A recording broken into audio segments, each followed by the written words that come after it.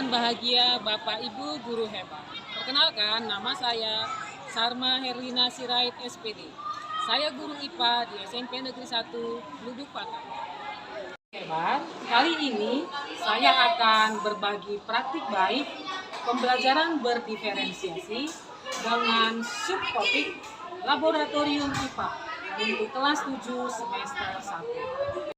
Di dalam proses pembelajaran di kelas, sering kita menghadapi peserta didik yang kurang termotivasi atau kurang semangat dalam mengikuti pembelajaran.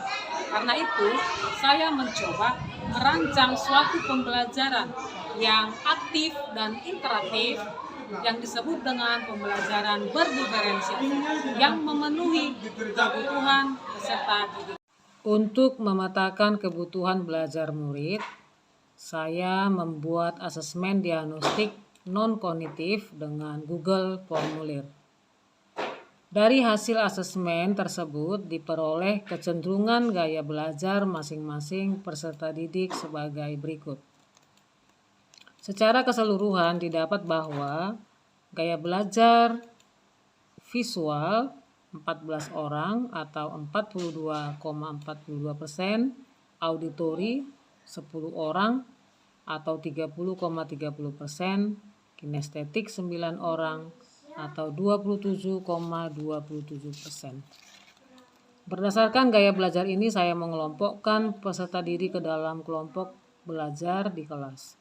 Kelompok visual diberikan konten video dan gambar-gambar, kelompok auditori mendengarkan penjelasan guru, kelompok kinestetik saya menggunakan kertas plano dan post-it.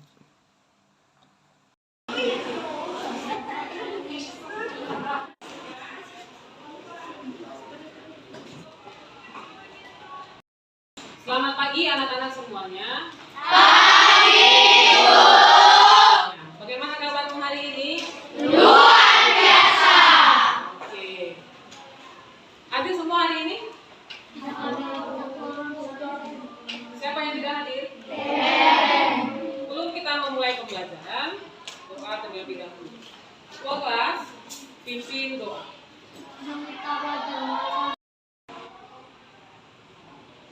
Sebelum memulai pembelajaran, saya melakukan ice breaking untuk menarik minat belajar peserta didik, memotivasi, serta melatih kemampuan komunikasi peserta didik. Kegiatan apersepsi ditandai dengan pertanyaan-pertanyaan pemantik atau aktivitas pengamatan sederhana.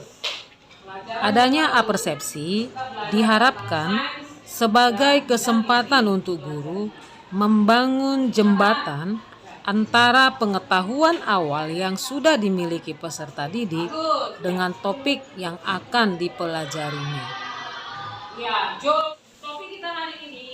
Adapun yang menjadi tujuan pembelajaran pada subtopik laboratorium IPA, yang pertama, peserta didik dapat mendeskripsikan perbedaan laboratorium IPA dengan ruang lainnya. Yang kedua, peserta didik dapat memahami pentingnya laboratorium IPA untuk mengeksplorasi ilmu pengetahuan. Yang ketiga, peserta didik dapat menyusun alat untuk percobaan sederhana. Selanjutnya, agar proses pembelajaran lebih bermakna, guru mengajak peserta didik menuju ke ruang laboratorium IPA.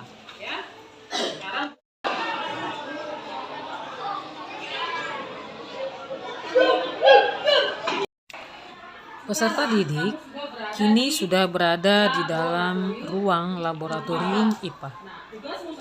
Dalam memfasilitasi sumber belajar dengan diferensiasi konten, peserta didik dapat memilih sumber belajar mereka sesuai gaya belajar berupa video, buku, gambar-gambar, alat-alat laboratorium dasar yang dapat digunakan untuk menggali pengetahuan mereka terkait materi yang dipelajari.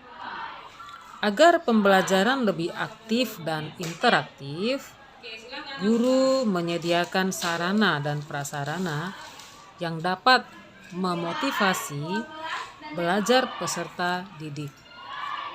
Lab IPA lebih banyak benda-benda yang terbuat dari kaca dan banyak alat-alat. Kita belajar dan menulis, sedangkan di lab kita mengamati semuanya.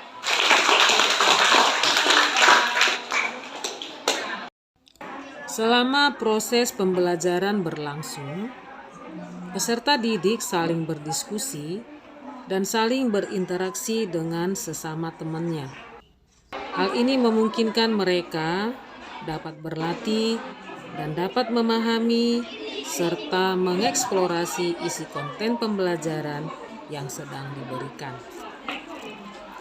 Agar pembelajaran lebih aktif dan interaktif, peserta didik menuliskan pemahaman mereka di kertas post-it dan menempelkannya di depan.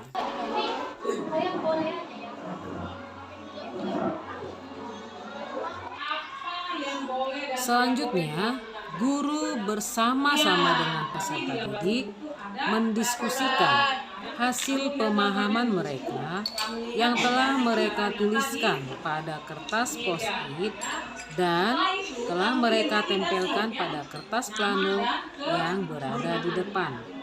Sehingga diharapkan tujuan pembelajaran telah dapat tercapai. Ini gelas kimia, kayu 3, spiritus. Ini apa? Ini Awan kasar. alat kasar. Untuk memanaskan air. Penyangga dan ini bernama kawat kasa di fungsinya sebagai perantara antara api dan wadah. Ayo tuliskan alat dan fungsinya di post-it-nya. Ayo silakan ditempel di depan. Setelah mengikuti rangkaian proses pembelajaran, peserta didik dapat melaporkan hasil belajar mereka sesuai dengan minat dan bakat mereka masing-masing. Peserta didik dapat membuat kamus peralatan laboratorium untuk diri sendiri. Peserta didik juga dapat membuat poster gambar 2 dimensi peralatan laboratorium yang dapat dipasang di ruang kelas. Peserta didik juga dapat membuat video, lagu, atau puisi. Sekarang kita akan merefleksikan pembelajaran hari ini. Bagaimana pembelajaran hari ini, Nak? Kenapa seru? Coba angkat tangan. Karena belajar Ya, Alifah. Karena dapat mengetahui alat-alat lab. Ya, dapat mengetahui alat. Melakukan eksperimen, Bu. Dapat melakukan eksperimen. Eksperimen apa? Memanaskan air. Oke, bagus. Kak. Saya senang belajar IPA karena saya melihat alat-alat IPA secara langsung. Hari ini saya senang belajar IPA karena proses pembelajarannya jelas dan kami dapat bergerak aktif.